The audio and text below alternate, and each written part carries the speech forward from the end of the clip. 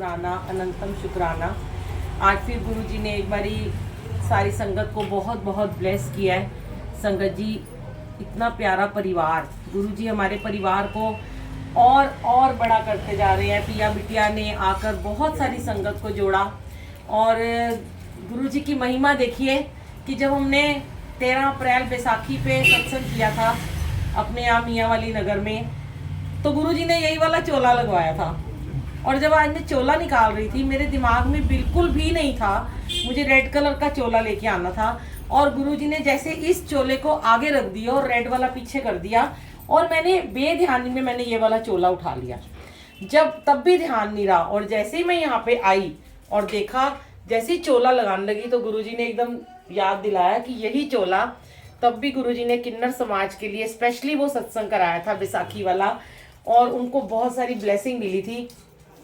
ये गुरुजी की अपनी लीला होती है। और आज गुरुजी ने साक्षात दिखाया कि बड़े भाव से यहाँ इन लोगों ने सत्संग कराया है। मैं यहाँ पे आया हूँ, विराजमान हूँ मैं, और सच में आज गुरुजी बड़े मन से यहाँ विराजमान है। संगत जी, आपको पता है ये इतने प्यारे, इतने भोले भाले महाशिव है ना कि इनके आगे आपने मन से जरा सी भी अरदास लगा दी, छोटी सी भी, दिल से जय गुरुजी बोल दिया, ये आपके हो जाते हैं।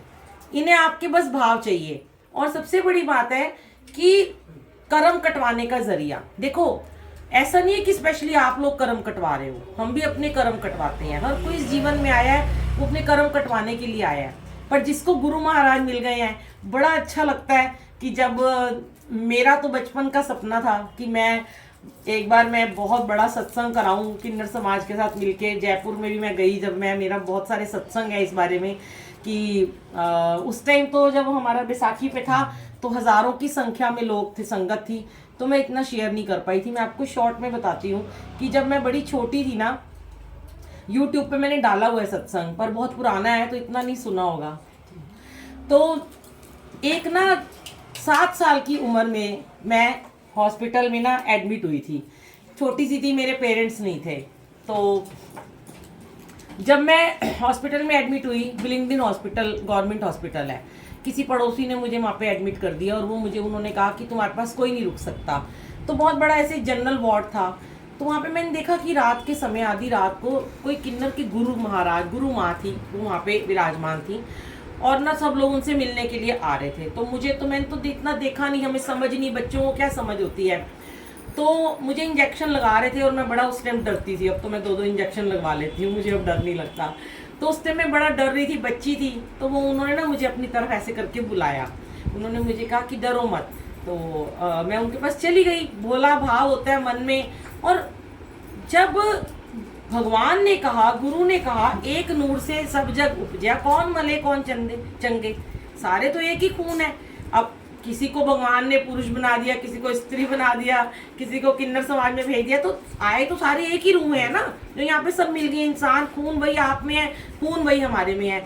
सबसे पहले गुरुजी ने ये भेदभाव खत्म किया कि मैं बड़ी खुश होती हूँ। आगे जहाँ मेरी जर्नी थी जयपुर में, जब मेरे को बुलाया गया था अवार्ड देने के लिए, तो ट्रांसजेंडर को जो एक वो मिला था, हक मिला है गवर्नमेंट से, वो मैंने अटेंड किया था पहली बार, तब मेरे को वहाँ बुलाया गया था। तो मुझे बड़ा अच्छा लगा कि देखो हम सब एक हैं और हम भेदभाव करते हैं। लोग पहले बड़ा झिझकते थे कि इनके घर में जाएंगे तो, क्योंकि आप लोगों की ना गरिमा ऐसी बनी हुई है कि लड़ाई झगड़े वाली। पर आज मैंने देखा एजुकेटेड है, देखो इस कमरे में कितने कंप्यूटर लगे हैं, ये पिया बिटिया कितना अच्छा काम कर रही हैं कि इतने लोगों को जोड़ रही हैं, इतना सिखा रही हैं, चीज़ों को पढ़ा रहे हैं। कौन करता है? पढ़े लिखे लोग ही नहीं कर पाते, अच्छे भले दिमाग वाले नहीं करते हैं। और अगर आपको ये हुक्म मिला है तो इसको छोटी बात मत समझना। तो जब वो गुरु माँ ने मुझे बुलाया तो मैं उनके पास चली गई। तो मुझे एक नर्स आके बोलती है कि ऐसे मत जाओ इनके पास, ये ना बच्चे चुरा के ले जाते हैं। वो एक इमेज बना रखी थी। अब मैं तो बोली, मुझे तो जहाँ प्यार मिले, पेरेंट्स थे नहीं, मैं तो उनकी तरफ खिंची चली गई। तो उन्होंने मुझे अपने पास बिठाया, उन्होंने कहा तुम्हें पता है मैं ना किन्नर की गुरु माँ हूँ। मैंने कहा अच्छा। कहते मुझे ना सारे गुरु माँ कहते हैं, तुम भी मुझे गुरु माँ बोलो। ये सत्संग जब मैंने शेयर किया था तब मुझे गुरुजी ने, मैं तब गुरुजी के आगे बड़ा रोई थी। मैंने कहा गुरुजी आपका शब्द, आपका वर्ड, जय गुरुजी, गुरु मुझे नहीं पता था कौन है, पर उन्होंने मुझे उस टाइम ही गुरु वर्ड से संबोधित करवाया, गुरु। और गुरु माँ बहुत बड़ी आप लोगों में मैं मानती हूँ कि वो परमात्मा के तुल्य होते हैं। तो उन्होंने मुझे बड़ा प्यार किया और उन्होंने मुझे अपनी स्टोरी सुनानी शुरू कर दी कि मैं ऐसे ऐसे ना, मेरे बचपन में मैं कहीं पे रहती थी और मेरे पेरेंट्स को नहीं पता था, तो ये लोग मुझे ज़बरदस्ती ले आए, फिर मैंने अपने दम पे ये सारा अपना पूरा परिवार बनाया और आज ये सब मुझे गुरु माँ कहते हैं। बड़ा अच्छा लगा। तो मैं वापस आई, जब अपने बेड पे आई तो मैं गुरु नानक देव जी से बहुत ज़्यादा कनेक्टेड हूँ। शुरू से ही वाहिगुरु बंगला साहब जाती हूँ, गुरुद्वारे जाती हूँ। तब तो गुरु जी नहीं ऐसे जानते थे हम। तो कहने लगे, मैंने आके ना कहा, मैंने कहा हे गुरु नानक देव जी, उन्होंने मुझे गुरु माँ ने ये बोला कि मैंने कहा मैं आपके लिए कुछ कर सकती हूँ। उन्होंने कहा बेटा तुम बस, अगर तुम भगवान की इतनी प्यारी हो तो हमारे लिए अरदास करना कि हमें अगला जन्म ये ना मिले। तो मैंने भोले भाव में गुरु नानक देव जी को बोला कि अब ना इनको अगला जन्म ये मत देना और इनकी ये इच्छा पूरी कर देना। उसके बाद मैं बड़े प्रेम से मैं आ गई। फिर धीरे धीरे मेरे जीवन में जैसे पड़ोस में लोग आते रहे, ऐसे मुझे बड़ा अच्छा लगता था। मैं उनके भाग भाग के उनके पास जाती थी उनको मिलने के लिए। बड़ी होती चली गई। जब मैं बड़ी हुई मैंने अपना एक बहुत अच्छा बुटीक खोला। मेकअप आर्टिस्ट हूँ मैं, अब तो मैंने सब बंद कर दिया है।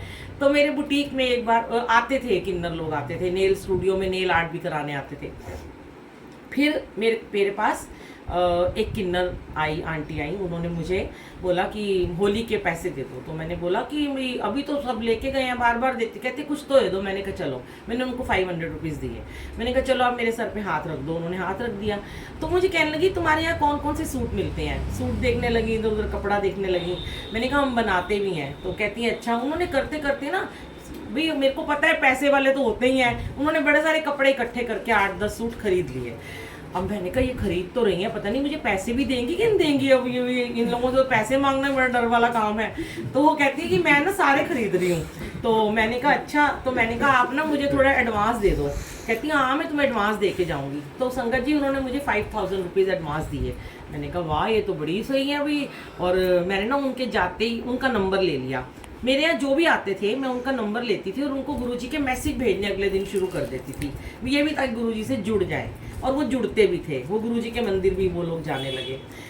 अब मैंने उनको अगले दिन से मैसेज भेजना शुरू कर दिया और उनके कपड़े बनवाने शुरू कर दिए। उसके बाद मैंने अपने हस्बैंड को जाके बोला कि ऐसे ऐसे आज ये हुआ और वो मेरे से होली के पैसे मांगने आए थे और उन्होंने मेरे से 25-30 हज़ार के कपड़े खरीद लिए। तो मेरे हस्बैंड हंसने लगे कि तू तो बड़ी अच्छी बिजनेस वूमन है, वो तेरे से 500 रुपये लेने आए, तूने उनसे 5000 रुपये ले लिए। मैंने कहा वो मेरे को उन्होंने कपड़ों में दिए हैं। उसके बाद वो चले गए। उन्होंने कहा मैं 1 हफ्ते के बाद आऊँगी। 1 हफ्ते तक उन्होंने मुझे कहा कि मेरा एक सूट बनाना, उसके बाद तुम मेरा कपड़े बाद में बनाना, मैं पहले फिटिंग ट्राई करूँगी। मैंने कहा ठीक है। एक सूट बन गया उनका, वो शायद आज भी मेरे घर कहीं पड़ा होगा अटैची में। तो हफ्ते बाद जब मैंने उन्हें कॉल किया तो वो उनका फ़ोन नंबर बंद, स्विच ऑफ। मैंने कहा कहीं बाहर चली गई होंगी। मैं व्हाट्सएप करूं तो व्हाट्सएप ना जाए, फ़ोन करूं तो फ़ोन ना जाए। अब करते करते 1-2 महीने 3 महीने हो गए। मेरे तो खले भी 5000 दे गई हैं। चलो अच्छा मैंने बाकी कपड़े नहीं काटे, एक सूट बनाए, पैसे तो दे गई हैं।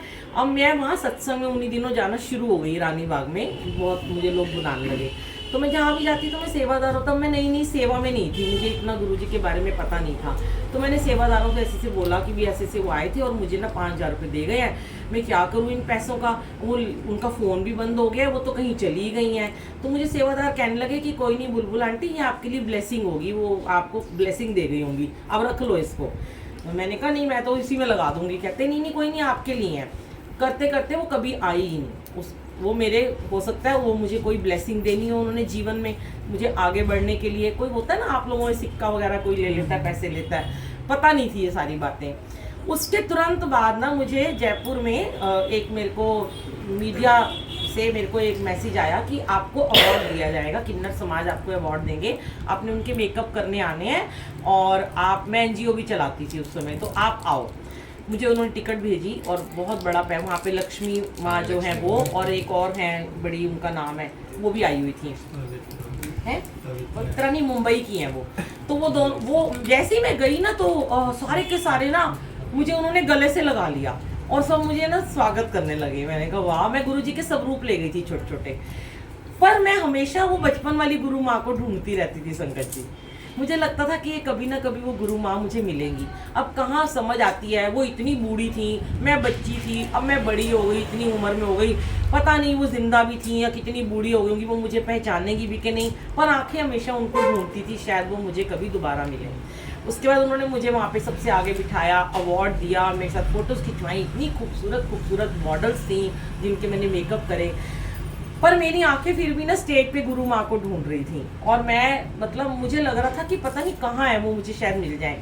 फिर उस समय जब मैंने उन्हें गुरुजी के स्वरूप दिए, सबको छोटे छोटे जैसे आज आपको मिले हैं, तब मैंने गुरुजी को कहा, गुरुजी मेरा एक ड्रीम है कि मैं किन्नर समाज के लिए ना उनके घर में गुरुजी को लेके जाऊँ, गुरुजी का सत्संग करवाऊँ। फिर मैंने वहाँ से वापस आने के बाद मैं बड़ी जोरों शोरों से लग गई, कभी कहीं जाती, कभी शालीमार बाग, कभी कहीं, सबके हाथ पैर जोड़ती कि करा लो सत्संग। अब कराने को ही राजी ना होते, वो कहते जी हम ही गुरु हैं, हमारे सामने कोई गुरु नहीं है, ये भाव था उन दिनों में। तो मैंने कहा गुरुजी आप चाहते ही नहीं हो करवाना। बड़ा ही सोचती रही, हर साल सोचती थी, हर साल सोचती थी कभी तो वो सत्संग की घड़ी आएगी। फिर हमारे गुरुजी ने इस बैसाखी पे हमें मन में थॉट डाला कि हमने किन्नर समाज को बुलाना है, क्योंकि वो तो अपने घर में सत्संग कराएंगे नहीं। अब वो हर एक को यही कहे हम अपने आके गुरु हैं, हम गुरु जी को तो मानते हैं पर हम गुरु हैं। वो उनके मन में ये भाव था कि हमारे सामने कैसे कोई गुरु जी होंगे, हम जो बड़े बड़े गुरु मानते हैं अपने आप को। चलो वो उनका भाव है जैसा भी है। तब हमारे यहाँ बहुत सारी संगत आई, उसमें से पिया बिटिया, रुचि बिटिया, और नाम नहीं मुझे पता, बड़े सारे बच्चे आए, और एक वो रिहाना थी और एक और थी आंटी, वो जो, हाँ बड़े सारे आए, कशिश। तो देखो फिर हमारे यहाँ हर मंडे को सत्संग होता रहा, हर मंडे ये लोग आते रहे, धीरे धीरे सब छटते चले गए, पर ये रह गई सिर्फ आना, ये लोग आने लगे। तब मैंने इनको तभी कहा कि मैं एक दिन आपके घर में सत्संग करूंगी। तो इन्होंने कहा हाँ आप कभी भी कर लेना, हम तो गुरुजी को मानते हैं। अब अभी भी हम सोच रहे थे, हमारी एक सत्संग वाली आंटी है, पूजा आंटी, आज उनका जन्मदिन है, बर्थडे आज उनका, यूएसए में रहती है, अमेरिका में। वो बहुत सेवा करती हैं, कभी बुजुर्गों के यहाँ, कभी ब्लाइंड आश्रम में, वो हर महीने कुछ कुछ नाश्ते का देती रहती हैं। तो उन्होंने कहा कि आंटी सीनियर सिटीजन का, मैंने कहा यहाँ भी सीनियर सिटीजन के तो बहुत होते हैं। अचानक उन्होंने कहा कि आप इनके यहाँ सत्संग करा लो। मैंने कहा ठीक है, मेरी तरफ से सारा लंगर प्रसाद होगा, जो भी होगा गिफ्ट्स वगैरह देने हैं वो मेरी तरफ से। मैंने इनको फ़ोन किया, देखो गुरुजी ने कैसे उनके थ्रू आज इधर आना था, ऐसा नहीं है हम लोग मिलके भी सत्संग करते हैं, पर आज सेवा उनकी लिखी हुई थी। अभी उनका फ़ोन आ रहा था, अभी आएगा, केक भी मंगवाया है। वो केक काटते समय आप सब उनको ब्लेसिंग देना, क्योंकि वो बहुत प्यारी बच्ची है, वो भी बड़े भाव से सब कुछ करती हैं। और मैं तो कहती हूँ सारी संगत में ये भाव होना चाहिए। गुरु जी हमारे जीवन में जब आते हैं, संगत जी, मैं लास्ट में बस आपको इतना कहना चाहूँगी कि जब गुरु जी हमारे जीवन में आ जाते हैं तो हमारे जीवन से सारे दुख दलिद्दर दूर हो जाते हैं। हम जितने भी नेगेटिव होते हैं वो खत्म, नेगेटिविटी खत्म होती है, हमारा गुस्सा खत्म करते हैं, हमारा अहंकार खत्म करते हैं, हमारी निंदा चुगली की आदत खत्म करते हैं, हमारे को निर्मल बनाते हैं, हमें सद्भावना सिखाते हैं, हमें प्रेम सिखाते हैं। और इस प्रेम के वशीभूत होकर ही आज हम सब यहाँ बैठे हैं। क्योंकि आज मैंने इनको यही कहा था, संगत हम जो गुरु जी की हम कम बुलाएंगे, आपके लोगों को हम ज़्यादा बुलाएंगे, क्योंकि मेन आपके लिए सत्संग हो रहा है।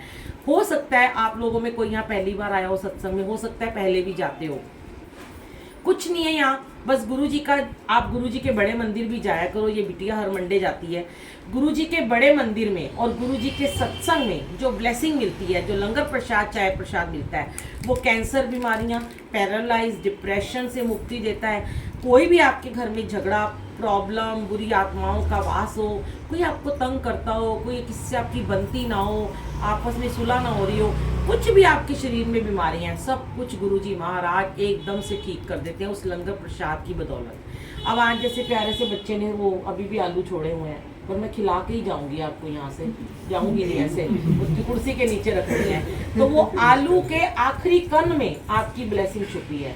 हो सकता है आप बड़े अस्वस्थ हो, आज आपको कोई बीमारी नहीं है, पर आने वाले कल में इतने छोटे छोटे बच्चे होते हैं, 2.5-3 साल के, उनको डायबिटीज निकल आती है, उनको कैंसर निकल आता है। तो जब हम ये लंगर खा लेते हैं, आने वाली बीमारी को गुरुजी महाराज हाथ दे के रोक देते हैं, क्योंकि आपने इनके प्रसाद को पूरा खत्म किया, भोग लगाया। जब हमें पता चलता है अगले दिन, आए हमें इतनी बड़ी बीमारी हमें निकल आई, हम तो इतने स्वस्थ थे, तब समझ में आता है कि हमने लंगर प्रसाद की तौहीन की थी। वो जो प्रसाद है, ये मत सोचो वो समोसा है, उसमें फैट है, मैं चाय नहीं कभी पी है या मैंने कभी ऐसी चीज़ें खाई नहीं है। ये गुरुजी महाराज ने जब भोग लगा दिया तो ये प्रसाद जो है ये अमृत बन गया। आपको अमृत पान करा रहे हैं। इस दुनिया में, इस जीवन में आके, इस जन्म में आके आप देवताओं जैसा अमृत पान कर रहे हो। और ये गुरुजी महाराज इतने बोले महाशिव हैं, इनसे कुछ भी मांग लो आपको तुरंत मिलेगा। बस क्या करना है, छोटा सा इनका मंत्र जाप है, ओम नमः शिवाय शिव जी सदा सहाय, ओम नमः शिवाय गुरु जी सदा सहाय। और कुछ भी नहीं करना होता। सुबह करो, शाम करो, रात करो, दिन करो, 1 घंटा करो, 2 घंटे करो, अमृत वेले में करो, शाम को सोते समय करो, जब समय मिले तब करो, पर प्रेम से करो। कई लोग मुझे बोलते हैं कि मंत्र जाप करते करते हम ये भी कर लें, वो भी ठीक है। अगर आप इतने बिजी हो, आपके पास टाइम नहीं है, बहुत बिजी हो, 24 घंटे में 20 घंटे काम कर रहे हो, पैसे कमा रहे हो, तो उसके लिए होता है कि वो चलते फिरते जाप कर सकता है या वो गाड़ी चलाते हुए कर सकता है। लेकिन अगर वेले बैठे हो, 2-2 घंटे टीवी देख रहे हो, व्हाट्सएप पे बातें कर रहे हो, इंस्टाग्राम चला रहे हो, गप्पे मार रहे हो, तो क्या परमात्मा का जाप करने के लिए आपके पास समय नहीं है 1 घंटा आराम से बैठ के करने का? जैसे हम अपना भोजन खाते हैं ना, भोजन की प्लेट आगे आती है, कितने प्रेम से खाते हैं, 4-5 डिशेज होती हैं, हर एक को एंजॉय करते हैं। अब रायता भी खा लें, भुल्ले भी खा लें, पनीर भी कैसा बना हुआ है, ये तो नहीं करते हो गडर मडर करके इकट्ठा करके खा लेते हो, हलवा बना खाते हो, उसका एक एक बाइट लगाते हो, पनीर का टेस्ट भी करते हो, दाल का भी करते हो, दही का भी करते हो, मीठे का भी करते हो, केक का भी करते हो, है ना। आज आपके लिए पूजा आंटी ने मैकडी के बर्गर और नूडल्स और केक भेजा है, तो सब इंजॉय करोगे ना। तो जैसे अपनी प्लेट का भोजन खाते हो, आराम से बैठ के उसको अंदर लेके जाते हो, वैसे ही नाम सिमरन को, जाप को अपने अंदर लेके जाना होता है। दुनिया के काम तो संगत जी चलते ही रहेंगे। 24 घंटे में से ना अगर आपने 1 घंटा गुरु जी के लिए निकाल लिया, मंत्र जाप कर लिया, 1 घंटा सुबह उठ के बैठ गए, तो आपके 84 लाख तो कटने ही कटने हैं। उसके बाद जो 84 लाख जन्म है ना, वो भी बड़े अच्छे मिलेंगे। जरूर नहीं कि हम इंसान की योनि में जाएं, पता नहीं हमने कैसे कैसे कर्म करे हैं। कुत्ता भी बन सकते हैं, बिल्ली बन सकते हैं, लेकिन आपको पता है डॉग भी कितने बड़े बड़े घरों में पलते हैं। मेरे घर में भी डॉग है, ऐसे आलिशान एसी में बैठता है और बिस्तर में बैठता है और नहलाया जाता है, उसको स्पा दिया जाता है, कल ही उसका स्पा हुआ है। तो कुत्ते भी अगर भगवान बनाएगा तो रॉयल बनाएगा। सिमरन करने का ये मतलब है, गली का कुत्ता नहीं हमें बनना। मौत हो तो पता ही नहीं चले डेड बॉडी कहाँ पड़ी हुई है। बिल्ली भी बनाए तो पालतू बिल्ली बना दे किसी एक घर में, घोड़ा बनाए तो इतना बनाए कि आलीशान सवारी कोई करे। तो ये मेरा कहने का मतलब है कि अगर हम सिमरन करते हैं, प्यार से बैठ के 1 घंटा गुरु का जाप करते हैं, तो हमारे कर्म तो कटते ही हैं। और बाकी जो ये मनुष्य जीवन मिला, ये बड़ी मुश्किलों से मिलता है, ये इतना आसान नहीं है मिलना। आज मिला है ना, आप भी मनुष्य जीवन में ही हो। ये मत सोचो हमें एक अलग से कुछ बना दिया गया, नहीं। इतने सुंदर सुंदर चेहरे, इतने प्यारे प्यारे चेहरे, पहचाने भी नहीं जाते कौन कहाँ क्या कौन बैठा हुआ है। मेरे को तो सारे ही अपने बच्चे ही नजर आते हैं इन सब में। मैं तो इनको बहुत प्यार करती हूँ और मैं देखती रहती हूँ, इतने निहारती रहती हूँ, इतनी खूबसूरत खूबसूरत। पर कुछ हो सकता है कर्म होंगे पुराने जन्मों के प्रारब्ध के जो काट रहे हैं। आप सोचो कि आप तो फिर भी ऐश कर रहे हो, अच्छा खा रहे हो, अच्छा पहन रहे हो, जी रहे हो। जो माँ बाप हैं जिनको छोड़ दिया आपने, वो कितने दुखी होते होंगे। सोचो उनके दिल का दर्द, सोचो कितना होता होगा। आप लोगों को तो फिर एक परिवार मिल गया है ना, उनका तो परिवार छीन जाता है। तो अरदास करो भगवान से, मालिक से, परमात्मा गुरु जी से कि अब हमें अगला जन्म जो है, बहुत जन्म बिछड़े थे माधो ये जन्म तुम्हारे लिखे, अब हमें गुरुजी आप मिल गए। अभी आपने सुना ना, कितने लोगों की आंखों में आंसू थे। मुझे इतना प्यारा गुरु मिला, गुरु का सोना दरबार मिला। कौन से मेरे, जब वो लाइन आई ना तब मेरे आंसू निकले कि कौन से मेरे अच्छे कर्म थे। तब मैंने गुरुजी को बोला कि शायद गुरुजी मेरा कोई एक अच्छा कर्म होगा, सिर्फ एक ही होगा जो मुझे आप मिले हो। और सच में हमने कोई अच्छे कर्म किए हैं जब हम गुरु जी के औरा में बैठे हैं, उनके पवित्र गोद में बैठे हैं, विराजमान है। कौन देखो दुनिया भटक रही होगी, सड़कों में भीख मांग रहे होते हैं लोग ऐसे भिखारियों की तरह 10 रुपए के लिए, और आपको गुरु का औरा मिला। कितने भाग वाले हो आप। शुक्राना करा करो, कभी भी शिकायतें मत करा करो। सबसे बड़ी बात, गुस्सा मत किया करो, लड़ाई झगड़े मत किया करो। मैंने देखा आपस में ही बहुत लड़ते झगड़ते रहते हैं, बेमतलब झगड़ते हैं, क्योंकि शिक्षा नहीं ना मिली है ना उनको, बेसिक शिक्षा नहीं उनको मिली है। अगर बचपन से वो घर वाला माहौल, वो शिक्षा मिली होती तो लड़ाई झगड़े भी नहीं होते। पर आज फिर भी बहुत ऐसे बच्चे हैं जो समझदार, पढ़े लिखे, यहाँ बैठे हैं, इतने अप टू डेट हैं, तो मुझे नहीं लगता अब लड़ाइयाँ करते होंगे। पर पहले मैंने देखा, मैं रोहिणी वगैरह जाती थी, बहुत युद्ध होता था वहाँ पे। अब शायद ऐसा नहीं होता, क्योंकि गुरुजी हैं हमारे जीवन में। शुक्राना गुरुजी, जय गुरुजी, अनंतम शुक्राना। और अभी हम ना पहले